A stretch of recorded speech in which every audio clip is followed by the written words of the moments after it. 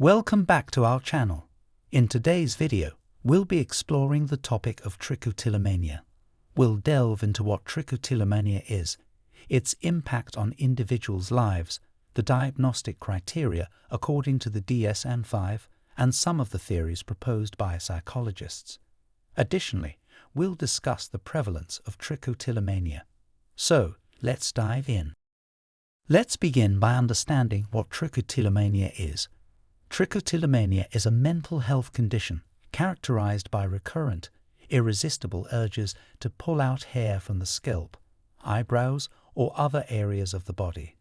The act of hair pulling provides temporary relief or gratification, but is often followed by feelings of guilt, shame, or distress. Trichotillomania is classified as a body-focused repetitive behavior disorder, along with conditions such as skin picking or nail biting. It's important to note that hair pulling in trichotillomania is not related to grooming or styling, but rather serves as a compulsive behavior driven by an irresistible urge. The diagnostic criteria for trichotillomania can be found in the DSM-5, the Diagnostic and Statistical Manual of Mental Disorders, 5th edition, published by the American Psychiatric Association.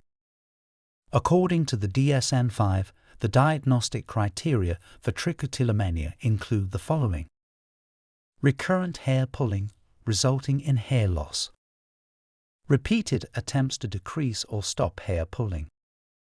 The hair pulling causes significant distress or impairment in social, occupational, or other important areas of functioning. The hair pulling or hair loss is not attributable to another medical condition or a different mental disorder. These criteria help professionals diagnose trichotillomania and differentiate it from other conditions that may involve hair loss. Now, let's explore the impact of trichotillomania on individuals' lives. Trichotillomania can have profound effects on various aspects, including physical, emotional, social, and functional domains. The physical impact of trichotillomania is evident in the loss of hair from the scalp or other affected areas. This hair loss can lead to noticeable bald patches, thinning hair, or uneven hair growth, which may affect an individual's self-esteem and body image. Trichotillomania takes an emotional toll on individuals. They may experience feelings of embarrassment, shame, or frustration due to their inability to control the hair-pulling urges. The emotional distress associated with trichotillomania can contribute to anxiety, depression, and reduced quality of life. The social impact of trichotillomania can be significant. Individuals with trichotillomania may try to conceal their hair loss or avoid social situations that may expose their condition. This can lead to social withdrawal, isolation, and challenges in maintaining relationships. Trichotillomania can also impact daily functioning. The time and energy spent on hair pulling and dealing with the aftermath, such as covering up hair loss or finding alternative hairstyles, can interfere with work, school, or other activities. This can lead to decreased productivity and difficulties in meeting responsibilities. Now, let's discuss the prevalence of trichotillomania. While exact prevalence rates can vary, research suggests that trichotillomania affects approximately 1 to 2% of the population. Trichotillomania can occur at any age, but it often begins in late childhood or adolescence. It affects both males and females, although females tend to seek treatment more frequently. Many individuals with trichotillomania experience symptoms for years before seeking help. Finally, let's explore some of the theories proposed by psychologists to explain the development and maintenance of trichotillomania. While the exact causes of trichotillomania are not fully understood, several theories provide insights into its origins. One theory suggests that trichotillomania may involve genetic and neurobiological factors.